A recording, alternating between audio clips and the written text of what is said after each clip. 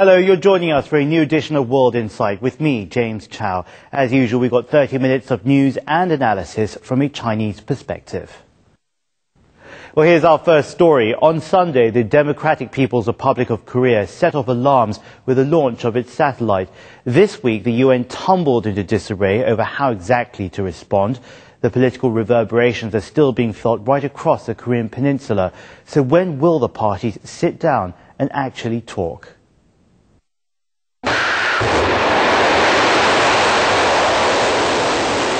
Soaring ambitions.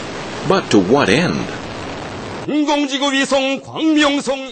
People in the DPRK celebrate their latest triumph in space. But the neighbors aren't cheering. We can't help but be disappointed about the DPRK's reckless action, which is bringing a serious threat against the Korean peninsula. We see this as an extremely provocative action toward us, and Japan cannot tolerate this at any rate. The U.S. military claims that Pyongyang was actually launching a Taepodong-2 missile, not a satellite. Washington, Tokyo, and Seoul say the launch violated UN Security Council Resolution 1718. It bans Pyongyang from testing nuclear weapons and missiles. But Pyongyang is standing tough. Every country has the right, inalienable right, to use the art space peacefully. UN Council members have been burning the midnight oil, seeking a unified response. The U.S. and its allies want penalties. This is the process as we envisioned it. China and Russia say no. We believe the UN Security Council should act carefully concerning Resolution 1718. There are similarities, but also differences between rocket and missile technologies. If consensus cannot be reached, the U.S. and Japan are threatening to seek sanctions outside the UN. Japan is expected to extend economic sanctions in a cabinet meeting later this week. Current sanctions, valid for 6 months, are due to expire this month. They include a ban on imports and port calls by DPRK ships. But a Chinese analyst says sanctions are useless. The DPRK has long been under sanctions, blockades, and military threats. In the 1990s, after the collapse of the Soviet Union, the country's main strategic partner has disappeared. Since it faces long-time hostility from the Washington and Tokyo, Pyongyang feels isolated. The country believes it should break the rules imposed by its foes. On Wednesday, another triumph against the foes. Enthusiasm fills Pyongyang. The Kim Il-sung Square basks in patriotic glory from the satellite launch. The massive rally comes a day before the Supreme People's Assembly convenes. Analysts believe the launch had a domestic agenda. Chairman Kim Jong-il has been championing a campaign to turn North Korea into a strong, prosperous, great nation. The test launching of satellite really is testimonial. Therefore, it will have enormous domestic political impact to promote his legitimacy and his popularity in North Korea. But on the other hand, the successful test launching of satellite will enhance North Korea's stance internationally. The DPRK has been talking tough to the U.S. ever since President Barack Obama took office.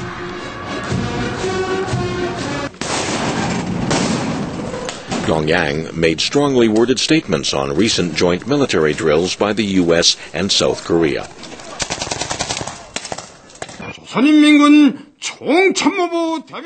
In January, the DPRK declared an all-out confrontation with South Korea.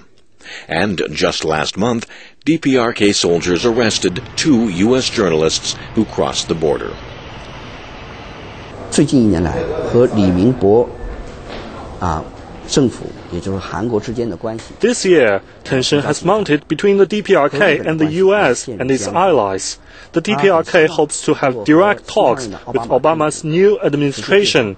The most important task was to test Obama administration. Marginalization ranks high among Pyongyang's fears. The launch has gained the country global attention.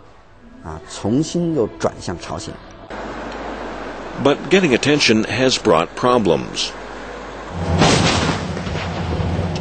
More confrontations complicate the process of denuclearization on the Korean peninsula. Last year, there were some good days. A high point of the contact between the U.S. and the DPRK occurred in February, when the New York Philharmonic Orchestra performed in Pyongyang. And a breakthrough was evident when Pyongyang demolished its Yongbyon nuclear facilities. Last October, George W. Bush took the country off the U.S. terrorism list. But progress since then has stalled over U.S. demands for verification. The launch of the DPRK satellite raises the price of a settlement. Just hours after the launch, Barack Obama surprised the world with a new suggestion. First, the United States will take concrete steps towards a world without nuclear weapons. To put an end to Cold War thinking, we will reduce the role of nuclear weapons in our national security strategy and urge others to do the same. In more than half a century, this is the first time for a U.S. president to endorse a nuclear-free world. The timing of the DPRK launch caused Mr. Obama to scratch his head. The U.S. president is dealing with his first international crisis only weeks into his presidency. The U.S. has the largest nuclear arsenal and armament in the world, but it doesn't bring lasting peace and stability to the world. Mr. Obama's suggestion is based on the concern over nuclear proliferation. But is this a constructive suggestion? For the U.S., a nuclear-free world depends on its concrete action. But for the DPRK nuclear issue, the practical way is sitting down for talks. Calmer voices now urge all sides to restart the six-party process, which has stalled since last autumn.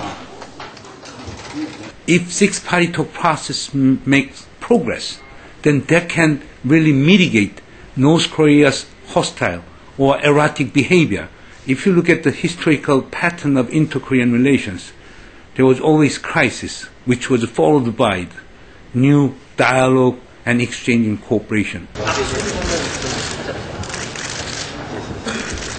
History shows sitting down together is always harder than walking away. All parties have to be patient, seek to bridge gaps, and wait for another day. Well, continuing with that same story, Pyongyang says it will take strong steps if the UN Security Council takes any action in response to its satellite launch. Some analysts believe that greater understanding and trust may be more important than concrete measures in solving the tensions on the Korean peninsula. As for restarting the six-party talks, all sides must clearly be on the same page. Up next, we're going to talk about Thai politics as it continues to boil. You're watching World Insight. We'll be right back.